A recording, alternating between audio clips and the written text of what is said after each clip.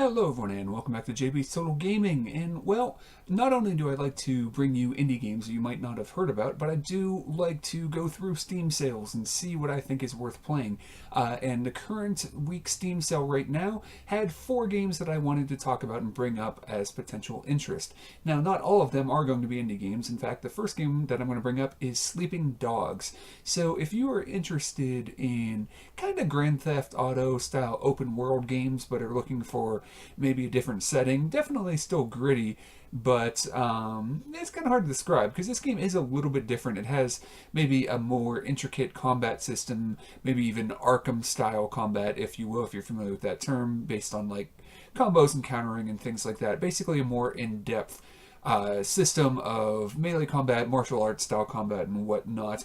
Then Sleeping Dogs is a game I can recommend if maybe you missed when it came out originally. Now, it is a bit of an older game, but it has been updated and currently at 80% off for $6. If you enjoy that style of game, I think it might be worth checking out. Alright, next I'm going to talk about Warhammer Vermintide. That is 66% off for $10.19 right now. Now, here's the deal. I don't particularly love this game, but I think it is a decent game, and it is a game that certain people really, really enjoyed. I think it has a few issues. I think that some of the levels you go through are somewhat imbalanced. One of the early levels involving explosives can be kind of ridiculous. But it is a game in the style of Left 4 Dead, where you have a team of people working together, trying to accomplish a goal, and waves and waves of enemies come out at you. Now, the thing that makes this game interesting, other than just the Warhammer license, I've never played a tabletop game, but there's quite a few, and there are definitely some bad Warhammer games, but quite a few Warhammer games that I have enjoyed quite a bit, and I'm kind of getting into the lore. But this game, yes, it has that license, but this is a game where every character has both ranged combat and melee combat, and depending on how you like to play, which character you're using, you may prefer one over the other, but I definitely suggest using both of them when it is most effective. So another potential knock on this game is it does have a loot system that, while you can do certain things to help try to ensure better loot, it is all based on a dice roll, and it can be frustrating. Maybe you main one character and you don't get anything good for that character, or you have a bunch of good dice and still don't get that great of a result. It's my understanding they have tweaked it some since it came out, but that can also be annoying to some players. But if you have some other friends to play this game with that may want to buy it, then that's cool. You can play with AI. They're okay as far as AIs go if you want to go through a single player.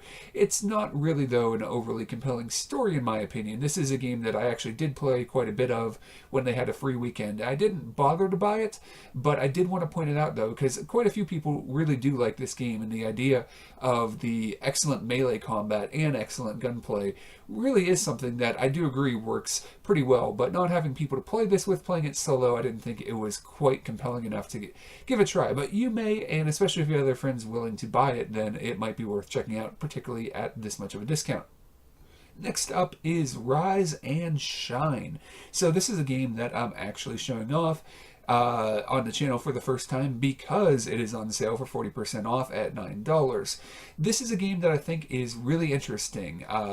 There is the Rise and Shine name comes from the character and their sentient gun, and this is kind of a tongue-in-cheek, silly game, and it has combat, but also kind of puzzles, if you will, too, because you have different types of ammo and things that the gun is able to accomplish certain things, maneuvering it around, things like that, like maybe in Metal Gear Solid, where you had to control the missile going down the hallway, things like that.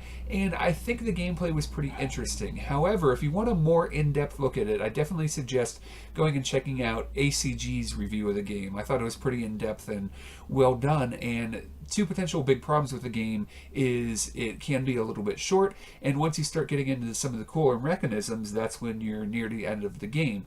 So it is a game that I had thought about covering before, but I didn't think it was quite up to a game that I wanted to cover. But at a discount, maybe it is worth checking out, especially if that style of gameplay, the gunplay, you have to maneuver around, you can't take very much damage, and doing some puzzles and using the different types of ammunition is something that sounds interesting to you.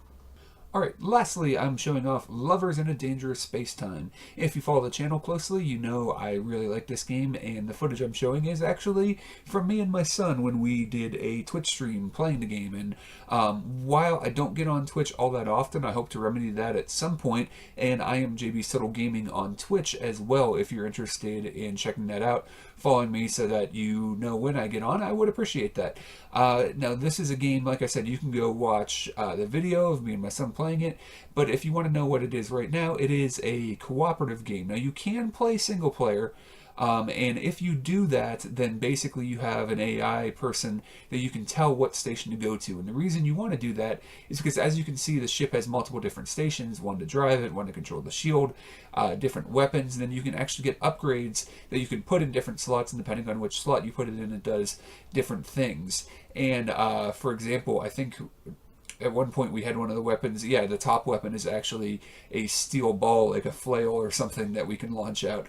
And honestly, I think it's a fantastic game. It's a cool couch co-op game. You can actually play it with up to 4 people now, and it is currently 55% off for $6.74. And like I said, go watch the video if you want to see more about how it plays. But this is actually one of my favorite cooperative games of all time. It's one that I really enjoy, and I think does the whole cooperative thing very well. So there you go. There are 4 games I think that are at least worth checking out on this Steam sale.